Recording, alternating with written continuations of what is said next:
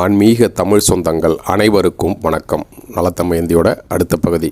நலன் கிளம்பி விட்டான். 2 அடி நடந்திருப்பான். மனம் கேட்கவில்லை. மீண்டும் வந்து தமயந்தியை எட்டி பார்த்தான். ஏதுமறியா அந்த பிஞ்சு இதயத்திற்கு சொந்தக்காரியான அவள் பச்சை மழலை போல் பால்மாறா முகத்துடன் தூங்கிக் கொண்டிருந்தாள். இவளை விட்டா பிரிவது வேண்டாம், இங்கேயே இறந்து விடலாம் என்று எண்ணியவன் மனதில் கலியாகிய சனீஸ்வரன் மீண்டும் வந்து விளையாடினான். போடா போ, இவள் படும் பாட்டை சகிக்கும் சக்தி உனக்கு இல்லை, புறப்படு என்று விரட்டினான். ஆம், கிளம்ப வேண்டியதுதான். இவள் படும் பாட்டை என்னால் சகிக்க முடியாது, புறப்படுகிறேன் என்று தனக்குள் சொல்லிக் கொண்டவனின் மனம் தயிர் கடையும் மத்தை கயிறை பிடித்து இழுக்கும்போது அங்கும் இங்கும் கயிறு போய் வரும். அதுபோல் வருவதும் போவதுமாக இருந்தான். ஒரு வழியாக உள்ள உறுதியுடன் அங்கிருந்து வேகமாக போய்விட்டான். செல்லும் வழியில் அவன் தெய்வத்தை நினைத்தான். தெய்வமே, அனாதைகளுக்கு நீயே அடைக்கலம். என் தமயந்தியை அனாதையாக விட்டு வந்துவிட்டேன். உன்னை நம்பியே அவளை விட்டு வந்திருக்கிறேன். அவளுக்கு ஒரு கஷ்டம் வருமானால் அவளை நீயே பார்த்தருள வேண்டும். இந்த காட்டில் இருக்கும் தேவதைகளே, நீங்கள் என் தமயந்திக்கு பாதுகாவலாக இருங்கள். அவள் என்னிடம் பேரன்பு கொண்டவள். நான் இல்லாமல் தவித்து போவாள். நீங்களே அவளுக்கு அடைக்கலம் தர வேண்டும் என வேண்டியபடியே நீண்ட தூரம் போய்விட்டான். நள்ளிரவை நெருங்கியது. ஏதோ காரணத்தால் தூக்கத்தில் உருண்ட தமயந்தியின் கண் விழித்து பார்த்தாள். இருள் என்பதால் ஏதும் தெரியவில்லை. காட்டுப்பூச்சிகளின் ரீங்காரம் ஆங்காங்கே கேட்கும். மிருகங்களின் ஒலி தவிர வேறு எதுவும் அவள் காதில் விழவில்லை. இருளில் தடவி பார்த்தாள். அருகில் இருந்த மணாளனை காணவில்லை. மன்னா, மன்னா, எங்கே இருக்கிறீர்கள்? இந்த இருளில் என்னை தவிக்க விட்டு எங்கே உட்கார்ந்திருக்கிறீர்கள் என்று பக்கத்தில் எங்காவது அவள் இருப்பான் என்று நம்பிக்கையில் மெதுவாக அவள் அழைத்தாள். சப்தமே இல்லை. சற்று உரக்க, மன்னவரே, எங்கிருக்கிறீர்கள் என்று கத்தினாள். பலனில்லை. போய்விட்டாரா? என்னை தவிக்க விட்டு எங்கோ போய்விட்டாரோ? இறைவா, நட்ட நடு காட்டில் கட்டியவர் என்னை விட்டு சென்று விட்டாரே. நான் துன்பத்தை மட்டுமே அனுபவிப்பதற்கென்றே பிறந்தவளா? ஐயோ, நான் என்ன செய்வேன்? அவள் புலம்பினாள். பயம் ஆட்டி படைத்தது. நடனமாடிக்கொண்டிருந்த மயில் மீது வேடன் விடுத்த அம்பு தைத்ததும் அது எப்படி துடிதுடித்து போகுமோ அதுபோல் இருந்தது தமயந்தியின் மனநிலை. கைகளால் தலையில் அடித்து கொண்டு கூந்தல் கலையை அழுது புரண்டாள். விடிய விடிய எங்கும் போகத் தோன்றாமல் அவள் அங்கேயே கிடந்து, என்னவரே, எங்கே போய்விட்டீர்கள்? இது உங்களுக்கே அடுக்குமா? இறைவா, ஒரு அபலை பெண்ணென்றும் பாராமல் இப்படி கொடுமைக்கு ஆளாக்கி பார்க்கிறாயே என்று அந்த காட்டில் உள்ள புலியின் கண்களிலும் கண்ணீர் வழியும் வகையில் அவள் உருகி அழுதாள். அவளது துன்பத்தை சற்றே தணிக்கும் வகையில் சூரியன் உதயமானான். அவள் முன்னால் சில மான்கள் துள்ளி ஓடின. மயில்கள் தோகை விரித்து ஆட ஆரம்பித்தன. மான்களே, மயில்களே, நீங்கள் நீண்ட காலம் இந்த காட்டில் மகிழுடன் வாழ வேண்டும். என் மன்னவரை கண்டீர்களா? அவர் எங்கிருக்கிறார்? என்னை அவரிடம் அழைத்துச் செல்லுங்களேன் என்று கதறினாள். அங்கும் இங்கும் சுற்றினாள். அந்த நேரத்தில் வேகமாக ஏதோ ஒன்று அவளது கால்களை பற்றி இழுத்தது. தன்னை யார் இழுக்கிறார்கள் என்று பார்த்தபொழுது மிகப்பெரிய மலைப்பாம்பு ஒன்றிடம் சிக்கி இருப்பதே அவளுக்கு புரிந்தது. அவள் அலறினாள். மகாராஜா, மகாராஜா, இந்த பாம்பிடம் சிக்கிக்கொண்டேன். அது என்னை விழுங்கி கொண்டிருக்கிறது. ஓடி வந்து காப்பாற்றுங்கள் என்ற அவளது அலறல் சுற்றுப்புறம் எங்கும் எதிரொலித்தது. அதற்குள்ளும் பாம்பு அவளது வயிறு வரை உள்ளே இழுத்து விட்டது. அப்பொழுது அவளது பேச்சு மாறியது.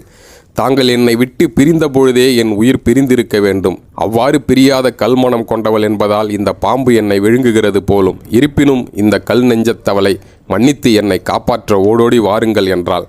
கிட்டத்தட்ட இறந்து விடுவோம் என்ற நிலை வந்ததும், என் இறைவனாகிய நல மகாராஜனே, இந்த உலகில் இருந்து பிரிய அனுமதி கொடுங்கள் என்று மனதுக்குள் வேண்டிய வேளையில் வேடன் ஒருவன் ஏதோ அலறல் சத்தம் கேட்கிறதே என கூர்ந்து கவனித்தபடி அந்த பக்கமாக வந்தான்.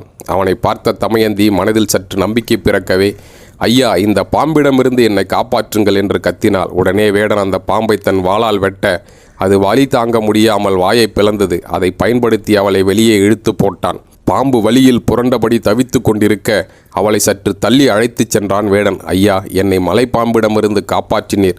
இதற்கு பிரதி உபகாரம் என்ன செய்தாலும் தகும். தங்களுக்கு நன்றி என்றாள். வேடன் அவளை என்னவோ போல் பார்த்தான். இப்படி ஒரு பருவச்சிட்டா? இவளைப் போல் பேரழகி பூமிதனில் யாருண்டு? நான் ஒரு இளவஞ்சியைத்தான் காப்பாற்றி இருக்கிறேன் என்று அவளை விழுங்கி விடுவது போல் பார்த்தவன், ஆம், உன்னை காப்பாற்றியதற்கு எனக்கு பரிசு வேண்டும்தான்.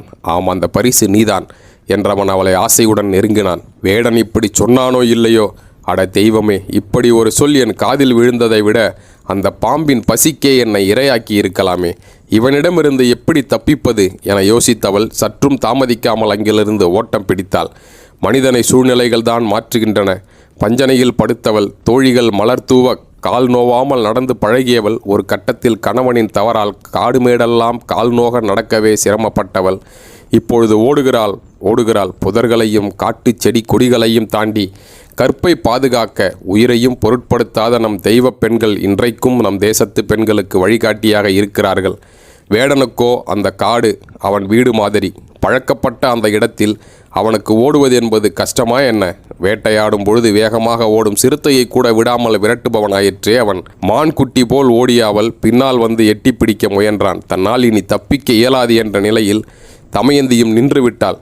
அந்த பூ இப்பொழுது புயலாகிவிட்டது. கண்களில் அனல் பறந்தது. வேடனே அவள் தோற்றம் கண்டு திகைத்து நின்று விட்டான். அந்த கற்பு கனலே வேடனை எரித்து விட்டது. அவன் பஸ்மமாகி விட்டான். வேடனிடமிருந்து அவள் தப்ப காரணம் என்ன தெரியுமா? தன் கணவன் தன்னை கைவிட்டு போனதால் தான் இந்த நிலை ஏற்பட்டது என்ற எண்ணம் அவள் மனதுக்குள் இருந்தாலும் அந்த நிலையிலும் கூட அவள் தன் கணவனை திட்டவில்லை. இதெல்லாம் தனது தலைவிதி என்றே நினைத்தாள். நன்மை நடக்கும் பொழுது கணவரை பாராட்டுவதும், கஷ்டம் வந்ததும் அதற்கு அவனை பொறுப்பாக்கி திட்டுவதும் இக்காலத்து நடைமுறை. ஆனால் அக்கால பெண்கள் அவ்வாறு இல்லை. எந்த சூழலிலும் கணவனை தெய்வமாகவே மதித்தனர். அதனால்தான் மாதம் மும்மாறி பெய்தது.